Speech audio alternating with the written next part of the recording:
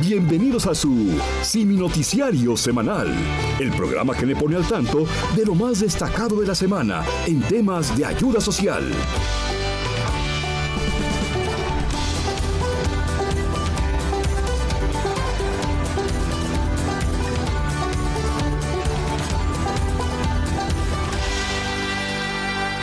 ¿Cómo están? Qué gusto recibirlos y recibirlas en el Simi Noticiario Semanal. Soy su amiga Luz Blanchet y estoy muy feliz de compartirles que Víctor González, Dr. Simi, ha lanzado una importantísima convocatoria para pedir mejores leyes en favor de las personas con discapacidad, así como para las instituciones que le brindan atención y apoyos.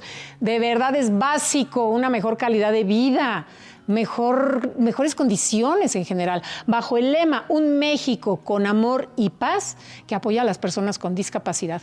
La solidaridad será la protagonista de este encuentro inédito, de veras que es histórico en nuestro país, y por lo tanto lo invitamos a que nos acompañe. Te invitamos a la peregrinación para ayudar a las personas con discapacidad, que estará presidida por la copia exacta de la imagen de la Virgen de Guadalupe y la reliquia del brazo de San Judas Tadeo. Este sábado 23 de agosto salimos de la glorieta de Peralvillo a las 6 de la mañana. Todo México está invitado. Atentamente, Víctor González, Dr. Simi, caballero de la Orden de San Gregorio Magno y que le concedió el Papa Francisco. Y es con esto que abrimos el programa.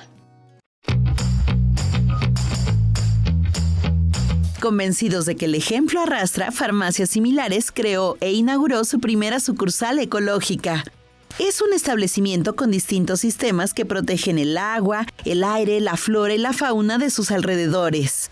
Habla Alejandro Gavilanes Pérez, franquiciatario y líder de este proyecto en Tuxtla Gutiérrez, Chiapas. Creo que algo muy importante que he aprendido es ecología o un amor a la naturaleza. No es solamente ir al bosque a pasar un fin de semana desconectado, o más bien reconectado, como yo digo, ¿no? No vamos a desconectarnos, vamos a reconectarnos con nosotros mismos, pero no se trata solamente de eso, de ir a lugares que ya están bonitos o que se han mantenido así, o de ir a una fundación o a un proyecto a cuidar animales o bosques, ¿no? Reforestar. Eso es algo increíble, pero en el mundo real, ¿no? En las ciudades, en donde todos vivimos, pueblos, comunidades, se trata de empezar a crear proyectos más en armonía con la naturaleza.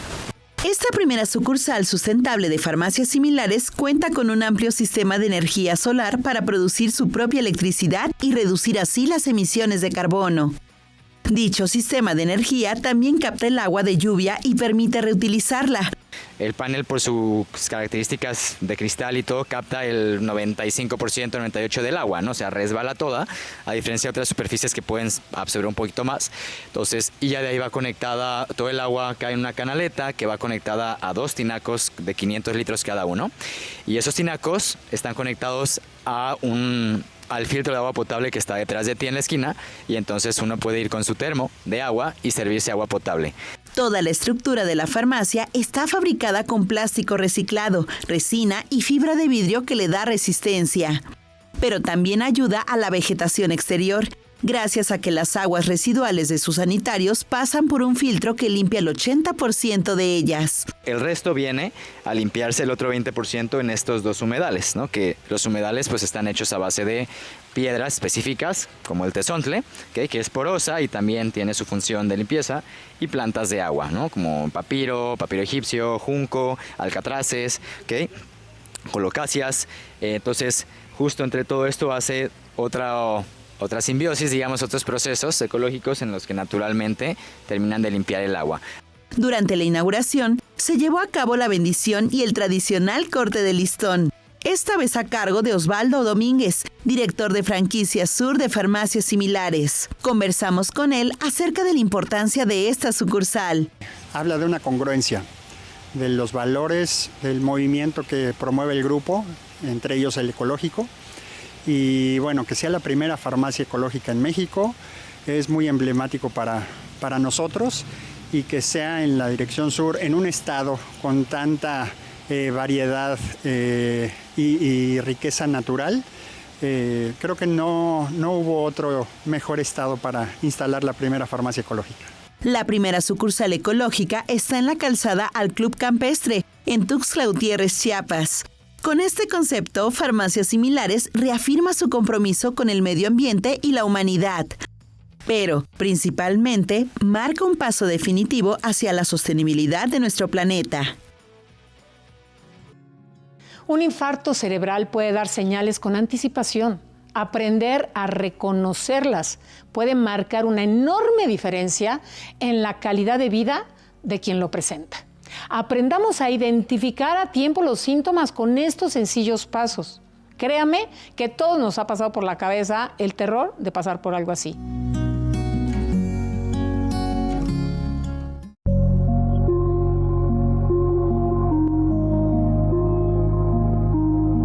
En México, la enfermedad vascular cerebral es una de las 10 principales causas de muerte tanto para hombres como para mujeres. Sin embargo, gracias a la detección temprana de los síntomas y el tratamiento oportuno, es posible salvar vidas y reducir secuelas. No podía yo mover bien la pierna izquierda y la boca se me iba de lado y balbuceaba yo, no podía pronunciar bien las palabras.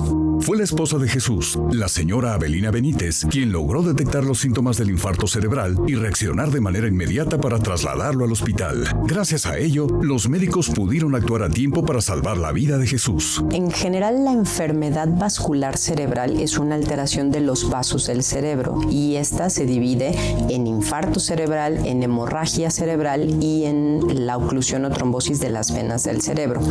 Lo que llamamos comúnmente embolia, el término médico es infarto cerebral, que significa que un vaso del cerebro, una arteria, se tapa y deja de llegar sangre a esa parte del cerebro y mueren neuronas en esa región. Jesús recibió medicamento para disolver el coágulo que obstruía la arteria afectada, así como un procedimiento en el que se le introdujo un dispositivo desde la ingle hasta el cerebro para abrir la arteria. Su hospitalización, recuperación y rehabilitación fueron breves.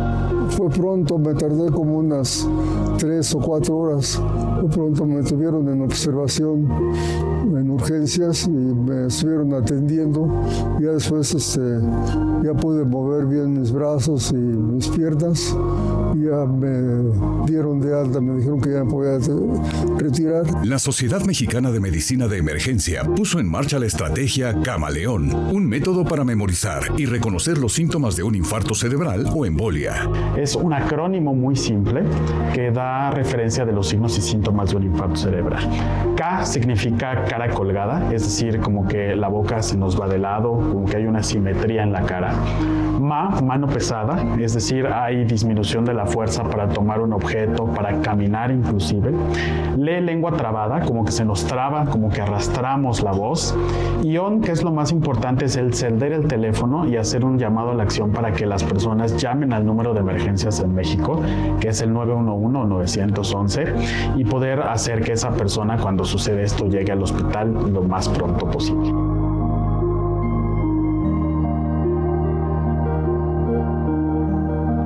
Pero aquí la clave fundamental es que cuando alguien presenta alguno de estos signos y síntomas, en realidad solamente tenemos máximo 4 horas y media para poder llegar a un hospital. ¿Por qué este tiempo? Bueno, porque en un hospital tenemos que hacer un diagnóstico muy rápido. Hacemos una foto del cerebro por dentro, eso se llama tomografía. Y ese es el tiempo que pues hoy todos los estudios y las guías internacionales nos dicen que tenemos para administrar un medicamento que restituya el flujo de sangre antes de que esas neuronas, que son las células cerebrales, empiezan a sufrir. A 8 años de su accidente vascular cerebral y con más de 80 años, Jesús salió adelante y ahora únicamente depende de un bastón para trasladarse. Gracias a ellos recuperé todos mis movimientos y puedo caminar bien, hacer mi uso de las cosas que tengo que hacer. Todavía me valgo por mí solo.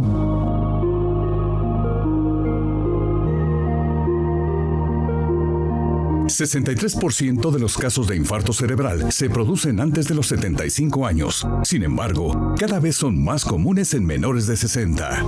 En México, 1 de cada 5 personas que sufre un infarto cerebral fallece, mientras que 25% de los casos sin atención médica queda con una discapacidad grave y dependiente. Y esto es impactante porque se estima que el 90% de los factores de riesgo que producen un infarto cerebral son prevenibles y estos riesgos son obesidad, falta de ejercicio, síndrome de apnea del sueño, los ronquidos, diabetes descontrolada, hipertensión arterial descontrolada, enfermedades cardíacas, arritmias y por supuesto una dieta alta en grasas y carbohidratos. Como ya lo escuchó, las primeras horas son determinantes para una mejor recuperación o incluso salvar la vida. Si reconoce la palabra camaleón en los síntomas, llame a una ambulancia o trasládese de inmediato a un hospital.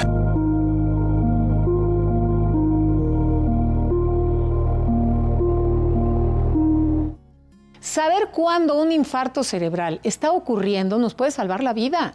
Qué bueno saber todo esto en verdad. Es tiempo de hacer una pausa, pero escúcheme, regresamos con una entrevista que le va a interesar muchísimo, yo sé lo que le digo. Es sobre los certificados médicos, cómo se expiden, para qué sirven. Al regresar, un experto nos va a aclarar todititas nuestras dudas. Regresamos después del corte. Estás en el Simi Noticiario Semanal, conversando para ti. Continuamos. Estás viendo Simi Noticiario Semanal. Regresamos. Pónganse en contacto con nosotros en nuestro programa a través de las redes sociales. Mire, hacerlo es súper fácil. Somos Simi TV Oficial en Facebook, en Instagram y TikTok. Nos encuentra como Simi Televisión. Dicho esto, le damos la bienvenida al doctor Juan Pablo Muñoz Sánchez de Fundación Best, quien viene a platicarnos sobre los certificados médicos que se expiden en los consultorios anexos a farmacias similares. Doc, ¡qué buen tema! Claro. Bienvenido. Muchas Oiga, gracias. ¿por qué está ahorita esta campaña? Cuénteme, ¿a qué se debe? Bueno, ¿a qué se debe? Principalmente a la necesidad que existe. Ahorita estamos en un periodo de descanso, de vacaciones, hablando de las escuelas, y es la oportunidad que tienen los padres de familia para llevar a sus niños a realizar este certificado médico, este trámite que es necesario y nos lo piden para ingresar a diversas escuelas y a algunas otras actividades que realizamos. Ahorita me lo está diciendo y estoy así de, híjole, sí es cierto, tengo que sacar el de mis hijos, ya sabe. Y tiene toda la razón, porque los piden hasta que ya entraron a clases. Qué curioso, ¿verdad? Lo deberían de pedir con las... Pues sí, pero tienen que ver cómo están los niños una vez que ya entraron a clases. Claro. O sea, ya me pregunté y me contesté. Ahora, ¿solo existe un certificado médico o a qué se le llama? O sea, ¿el certificado médico de qué consta? ¿Que diga que está en buena salud o algo así? El certificado médico es un documento donde se hace referencia al estado de salud de una persona en determinado momento. Y este estado de salud puede ser en buenas condiciones o incluso puede estar inmerso en algún problema de salud, alguna enfermedad, alguna condicionante que nos limite a realizar ciertas actividades en la escuela o en alguna actividad de trabajo. Claro, para que estén exentos o para que en la propia escuela estén al pendientes de medicamentos y demás cosas, ¿no? Sí, porque luego también nos piden el número del doctor, del consultorio, y que si tenemos el celular también lo demos, claro, ¿no? Además del certificado médico, que sí es como un requisito indispensable. A mí me están dice y dice semana tras semana hasta que no lo mando. Y está bien, porque es por el bien de nuestros hijos, ¿no? ¿Y cuál es la importancia alrededor de todo esto, de este certificado, el que tenga la info correcta? Los riesgos me parecen evidentes, pero me encantaría escucharlos de usted. Bien, la relevancia, más allá del trámite del documento como tal, creo que llegue el mensaje a las personas que nos están viendo, radica en la importancia de tener la oportunidad de acudir a una consulta. Claro. Que una doctora, un doctor nos pueda revisar, pueda explorar a nuestros hijos, a nosotros mismos.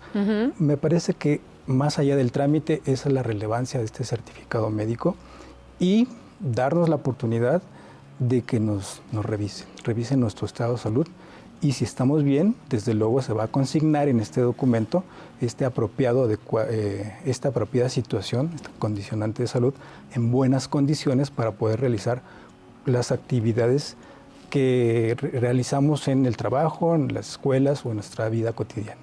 No, tiene toda la razón, es que luego somos bien decidiosos y decidiosas, o sea, con nosotros y peor con nuestros hijos. Claro. Y sí es una muy buena manera de obligarnos, porque sí o sí lo tenemos que entregar. Ahora, estamos tocando el tema del regreso a clases, ¿no? Exacto. ¿En qué otros momentos puede ser necesario este certificado? Si lo analizamos muy a detalle, analizamos nuestra vida. Por ejemplo, desde el nacimiento, un requisito necesario que requerimos para realizar nuestra acta de nacimiento es un certificado de nacimiento precisamente, que lo emite un médico que en su momento es... Que es diferente al acta de nacimiento, así es, ¿no? Entonces es muy importante. Si no llevamos al registro civil este certificado de nacimiento, no se puede generar el acta de nacimiento. Tengas el estado de salud que tengas. Exacto. Conforme va creciendo un niño, conforme vamos creciendo, nos pueden pedir este certificado en las guarderías. Una vez que conforme avanza nuestro crecimiento, necesitamos ingresar a las escuelas. Llámese el preescolar, la educación primaria, secundaria, preparatoria, universidad. Siempre va a estar inmerso este documento como trámite. Entonces, precisamente es importante verlo más allá del trámite como una necesidad, como usted lo dijo, una obligación, para hacer una escala con nuestro médico de confianza. Y más allá, también nos pueden solicitar el certificado médico incluso cuando nos casamos. Los que llaman... Básico. Exacto, siempre nos lo piden. Si queremos viajar, también algunos países nos piden un certificado de salud.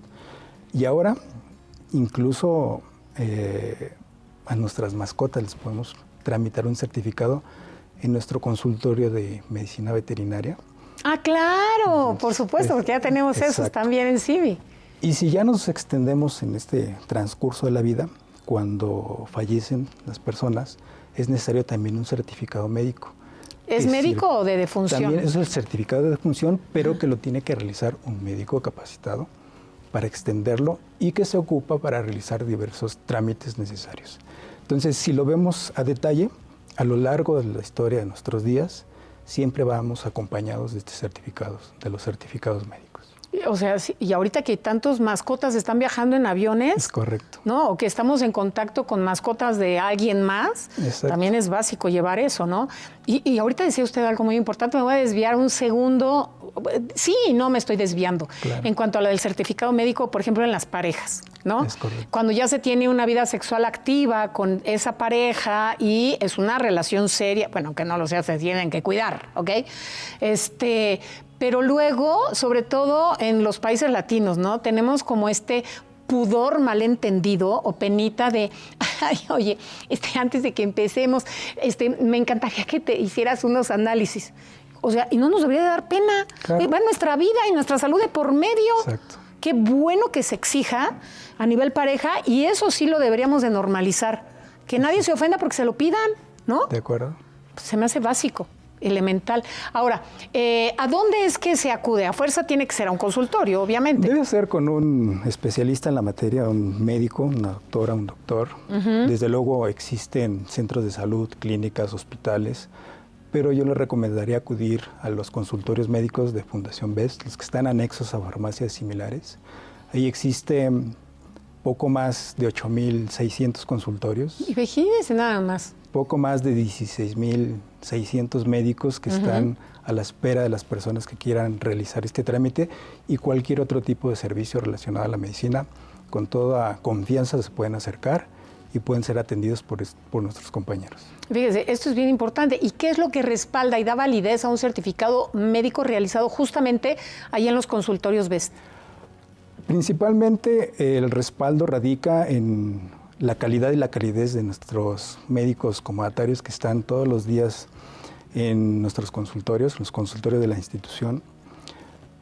También en sus conocimientos que obtienen en las diferentes universidades a nivel nacional, e incluso compañeros que estudian en el extranjero y están con nosotros. Y el respaldo que les da su cédula profesional, la cual es emitida por la Dirección General de Profesiones. Entonces, no hay pierde en ese sentido. Tengan la seguridad y la confianza de acercarse a nuestros consultorios, de acercarse con nuestros médicos, que con todo gusto los van a recibir para este trámite del certificado médico o para cualquier otro tipo de necesidad relacionado a su salud. Totalmente. Y no se estén yendo con el cuate que les puede emitir el certificado y que se lo manda por WhatsApp y tatatán, porque luego ahí por estarnos brincando procedimientos, claro, podemos estar pasando por alto alguna señal que el universo nos está diciendo es que tenías que checarte tal cosa. ¿no? Muchísimas gracias, doctor Juan Pablo Muñoz Sánchez. Gracias a ti por estarnos escuchando. Esperamos que esta información te sea de gran utilidad. Ya ahorita que tenemos el regreso a clases a la vuelta de la esquina, le pido a usted, acompáñenos, y a usted también que nos acompañe a recibir al padre José de Jesús Aguilar, que hoy nos presenta esta maravillosa pildorita de sabiduría. Qué gusto en saludarte, Luz. Amigas, amigos, don Víctor González Torres nos ha invitado a reflexionar en este tiempo en la importancia del tema de la unidad. Y la unidad significa aprender a trabajar en equipo también, comprendiendo las necesidades y los gustos, no solamente personales, sino también los del otro. Y me parece que aquella historia vieja que seguramente hemos visto muchos en algún dibujo, nos sirve para reflexionar sobre esto. ¿Qué nos mostraba un antiguo dibujo? Dos burros, uno de un lado, otro del otro, amarrados por una cuerda. Y los dos querían comer un sabroso pasto que había de su lado. De este lado había un pasto y de este lado había otro pasto también. Pero este burro no podía llegar al pasto de acá, ni este burro podía llegar al pasto de allá. ¿Por qué? Porque cada quien jalaba por su lado, y al jalarse por su lado, este impedía que este caminara hacia allá, y este, al jalar para su lado, impedía que este caminara hacia allá. De tal manera que un día y otro, obcecados, cada quien jalaba por su lado, y estaban a punto de morirse de hambre, hasta que tuvieron una sabia decisión: trabajar en unidad, trabajar en conjunto, trabajar como equipo. ¿Y qué hicieron? Este decidió comprender a este burro y lo acompañó a comer de este pasto. Y una vez que este estuvo saciado, lo agradeció y ahora acompañó a este burro que quería comer de este pasto. Y así lo aprendieron a hacer de ahí en adelante. Dejaron de jalar cada quien para su lado en forma individual y egoísta, y aprendieron a trabajar en equipo, en unidad. Seguramente que esta historia de los burros nos ayudará a ser no como ellos al principio, sino personas que entienden las necesidades de los demás y colaboramos con ellos para que colaboren también con nosotros, haciendo algo maravilloso: unidad. ¿No les parece? Estás en el Siminoticiario Semanal, conversando para ti. Continuamos. Estás viendo Siminoticiario Semanal. Regresamos. En la bioserie Mi vida es lucha se revelan muchas anécdotas y datos sobre este personaje mexicano que ha trabajado arduamente en favor de la salud de las y los mexicanos. Vamos con el resumen semanal.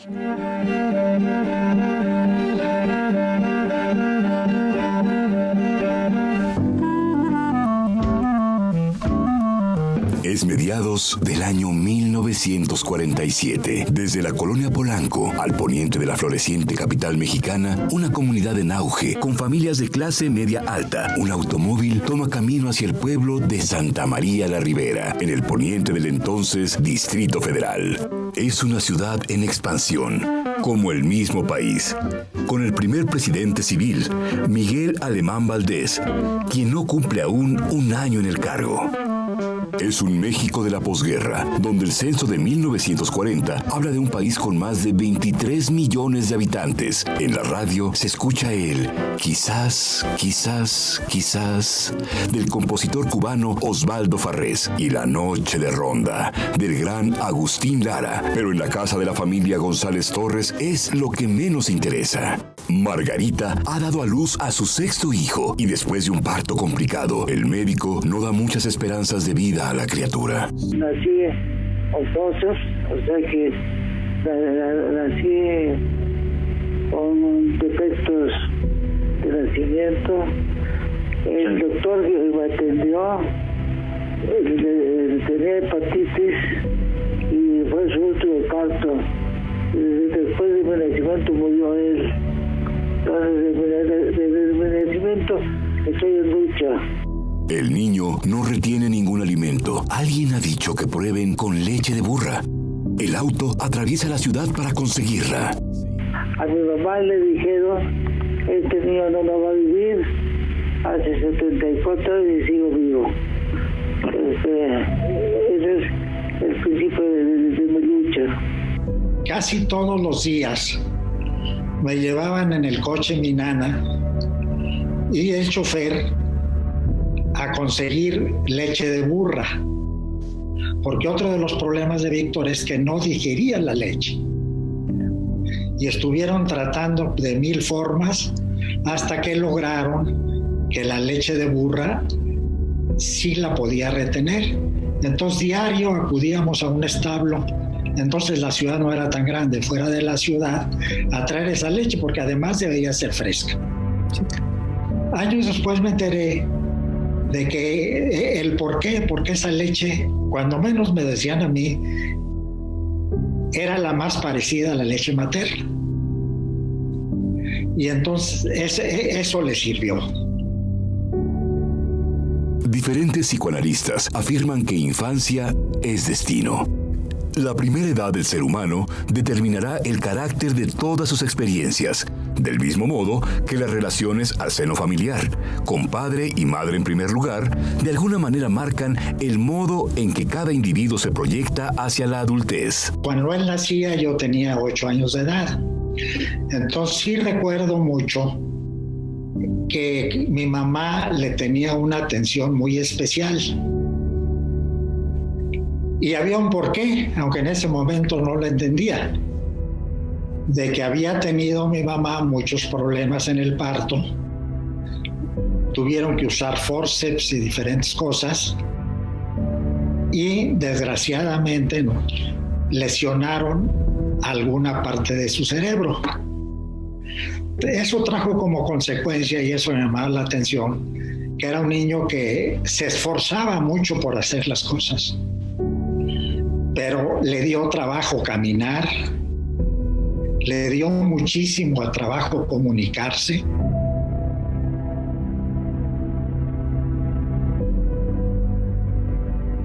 No podía yo andar, caminé hasta los 4 años. Mi infancia fue muy difícil, no podía hablar, era tartamudo y batallé mucho. O sea que siempre estaba en lucha.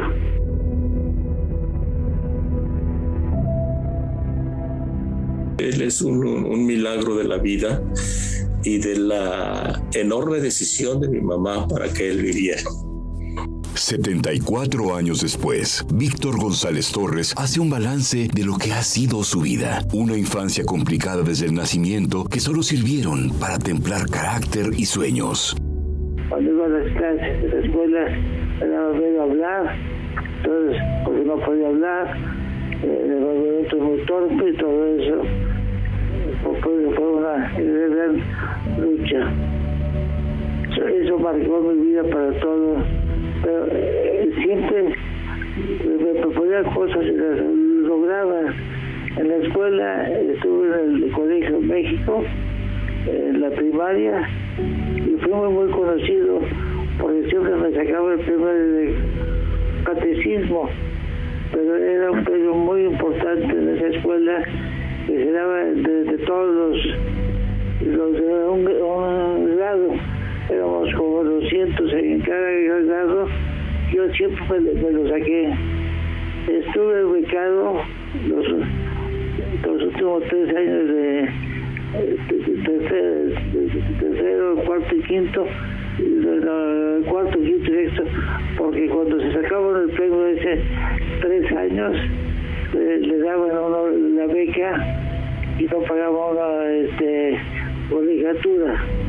Ese dinero que eran, recuerdo, eran 600 pesos al año, lo daba de mi papá, y para mí era una fortuna a los 8 o 9 años, ¿no? Cuando era muy pequeño, cuando estaba en primaria, que él entonces tuvo el reto de aprenderse el catecismo y se lo sabía por detrás y por delante, por el final y por el principio, por respuestas y preguntas y preguntas y respuestas. Y esto le ha de haber quedado algo. No solamente era la satisfacción de un premio, sino el contenido que se tenía ahí.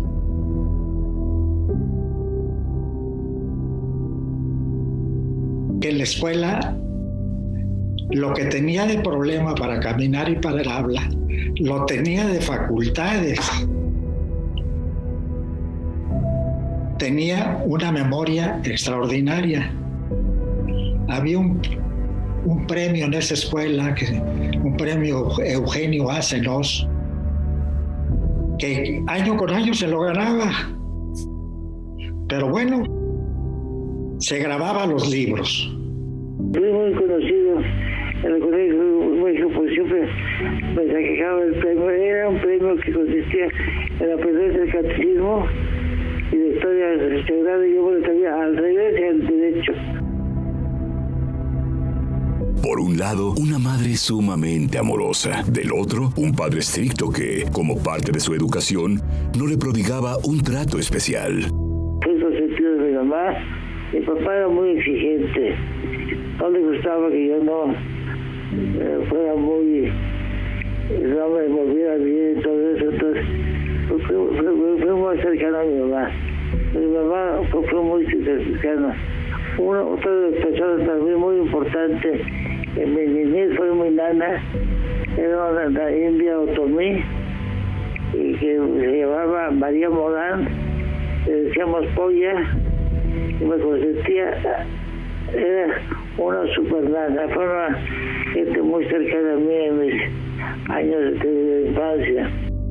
Recuerdo que me cargaba en un rebozo porque yo no caminaba, entonces yo tenía 3, 4 años y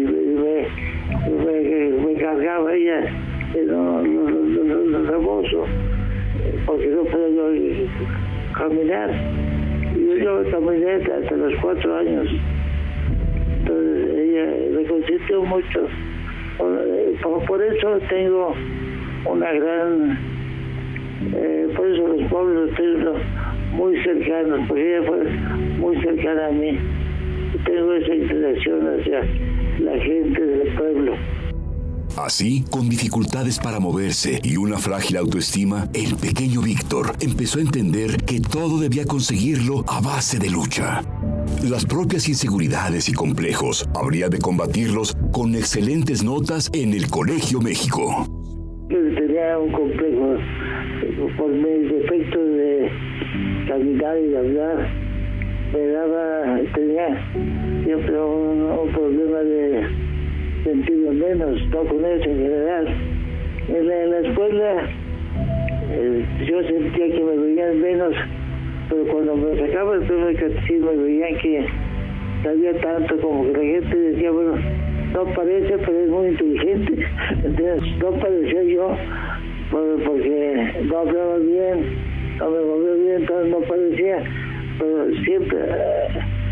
ese premio parece era muy importante del Colegio México, era un premio muy importante era una escuela marista, Colegio México. Pero le daban mucha importancia al premio de catecismo que se llamaba Eugenio Acenos. De cierta forma me lo saqué por interés también. Al que le sacaba el premio le daban un regalo. A la hacienda le pedían un regalo, un juguete. Y después de 3 años le daban la beca. Y lo sacaban los 3 años seguidos, que era muy difícil. Estaba becado. Y yo, para mí, 600 pesos a los 8 o 9 años era una fortuna. Entonces, cuando me daba la beca, me la pagaba. No pagaba la escuela y me lo daban a mí. Entonces yo, pues, siempre me saqué el premio. Nunca perdí el premio. Parece era muy conocido el premio en la escuela marista. Recuerde seguir y darle like a este y todos los capítulos en mividaeslucha.com, donde va a poder conocer pasajes personales y profesionales del mismísimo Dr. Simi, Víctor González. Regresamos con la entrevista de Juan Manuel Rentería después de esta breve pausa. Quédese con nosotros. Estás en el Siminoticiario Semanal, conversando para ti. Continuamos. Estás viendo Siminoticiario Semanal. Regresamos. Juan Manuel Rentería ya está listo con la entrevista de la semana. ¿Con quién platicó esta semana? Aquí se lo presento.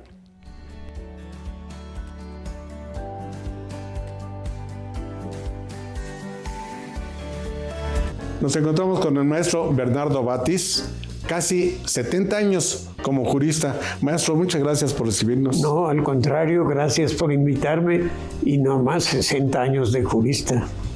¿Nada más 60? Nada más. Bueno, ¿qué han sido para Bernardo Batis toda esta trayectoria como jurista? Pues mire, desde joven tuve esta vocación, me gustó el derecho, me gustaron las ciencias sociales desde la secundaria. Soy de escuela pública toda mi vida, primaria, secundaria, y en la Facultad de Derecho de la UNAM. Y me incliné por derecho. Tuve buenos maestros de civismo en la secundaria que me orientaron bien. ¿Cómo fue su formación profesional especializada ya en la jurisprudencia? Mire, primero reitero, estudié en la Facultad de Derecho, soy fundador de CEU, la generación 54 de abogados. Ahí estudié Derecho con excelentes profesores, con el Charro Cosío, el maestro Burgoa, con Gutiérrez y González, un maestro de Derecho Civil muy famoso entonces. Luego, desde que estudiaba yo, estuve de pasante en un despacho de don Santiago Oñate, también un jurista especialista en amparo. Así es que desde adolescente casi, o saliendo de la adolescencia, he estado cerca del mundo del derecho. ¿Qué logró como procurador de justicia de la Ciudad de México? Mire, logramos primero centrar el número estadístico de delitos. Se consideraba ya como un delito cualquier denuncia. Antes de tener los datos y los elementos para decir que sí o que no, se aumentaban las cifras. Pudimos ver que bajo una vigilancia, una visitaduría constante, el mismo procurador yendo a las agencias del Ministerio Público con un buen equipo de subprocuradores, pudimos bajar las estadísticas, los números. Recuerdo, por ejemplo, del robo de vehículos al día en la Ciudad de México, que lo fuimos disminuyendo. Es muy alto el número de vehículos robados, pero pasaba de 100 por día y fuimos bajándolo en mi tiempo y se ha mantenido en alrededor de 70 vehículos robados de varios millones que circulan. Maestro Batis, ¿cuáles fueron los casos que marcaron su gestión como procurador? Bueno, pues fueron varios casos. Recuerdo, por ejemplo, el de Digna Ochoa, que nunca creyeron algunos, un pequeño sector, que hubiera sido un suicidio. Para nosotros llegamos a la conclusión de que así fue. Estaba en un cuarto cerrado, las pruebas de balística, ella tenía en la mano la marca de la pólvora, de que ella había pedido un arma a un hermano que lo aceptó en la investigación. Él mismo nos fue a decir: yo le compré el arma que me pidió ella, con esa arma murió. Entonces fue un suicidio, así lo establecimos, pero no nos creyó un sector de la sociedad y me persigue ese caso todavía. En algunos lugares me dicen: oiga, ¿y por qué dijo usted que es suicidio si la mataron? Pues no, fue suicidio. ¿A usted le tocó? El de la Mataviejita, ¿se acuerda usted? Sí, a eso voy. A usted le tocó investigar y aclarar el caso de la Mataviejitas, una asesina serial. Una asesina serial que es un caso de veras extraordinario porque, fíjese, normalmente cuando hay un crimen, un homicidio, pues es porque o se trata de un delincuente que va a robar, que va a quitarle algo a la víctima o a vengarse por pago o algo, y hay alguna relación de carácter social entre el asesino y la víctima. El caso de la Mataviejitas era totalmente anónimo. ¿Cómo operaba? Ella, por lo que pudimos investigar y ella luego confesar, ella decía, tomo el metro, me bajo en cualquier estación y camino ya al atardecer generalmente. Camino y veo una viejita que anda sola, que regresa del rosario o de comprar el pan. Y me acerco para ayudarla a bajar el escalón o algo. Se hacía de confianza y lograba entrar a la casa de las víctimas.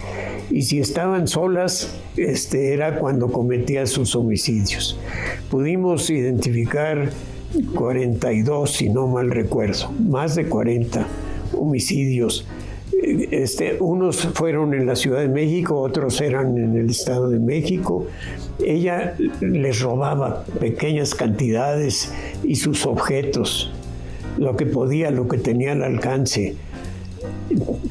Pero una enferma mental que cometía los delitos de un modo en el que era muy difícil averiguar porque no tenía relación previa con la víctima. ¿Cómo fue la investigación de esta asesina de más de 40 víctimas? Mire, tuvimos que, sí, ella dijo algo que todavía me da risa. Dicen que he matado más de 40, pero nomás fueron 12.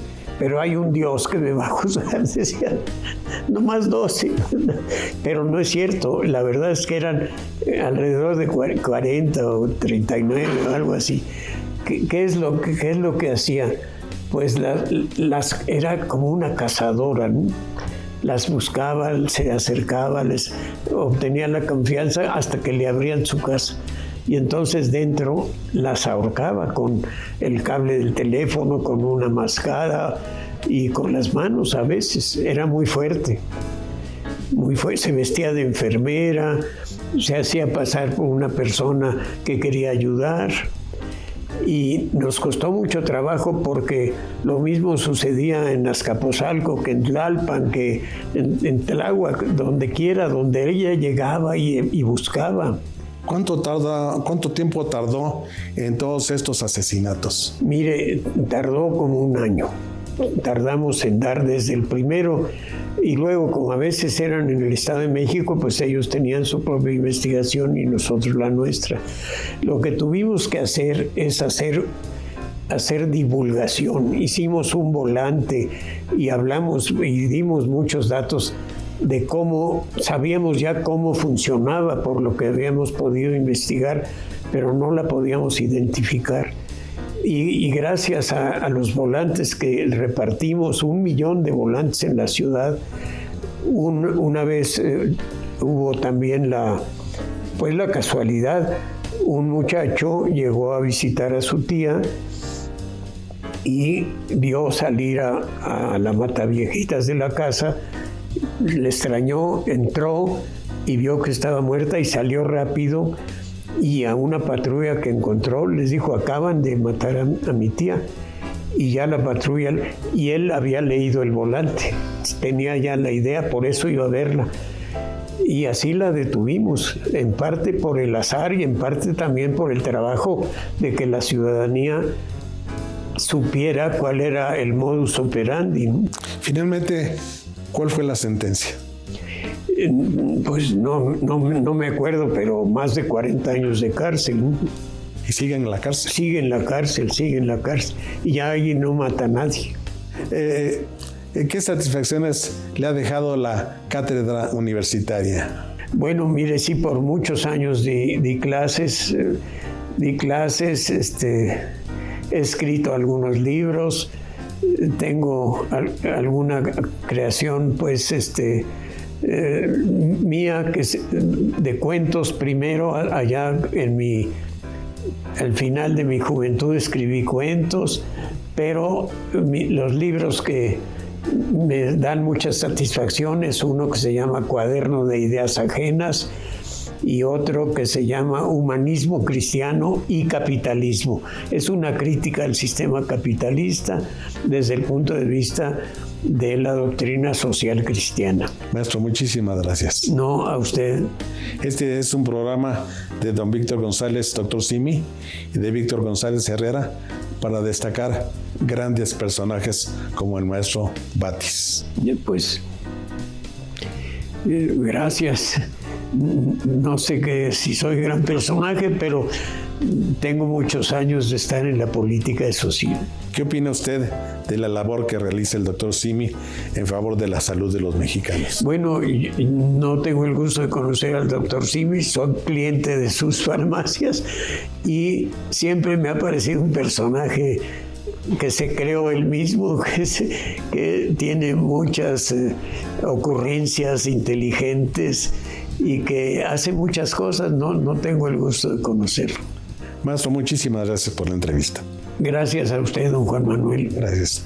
Esto ha sido Reencuentro con México. Yo soy Juan Manuel Rentería. Hasta la próxima. Yo soy Luz Blanchet y le deseo una excelente noche.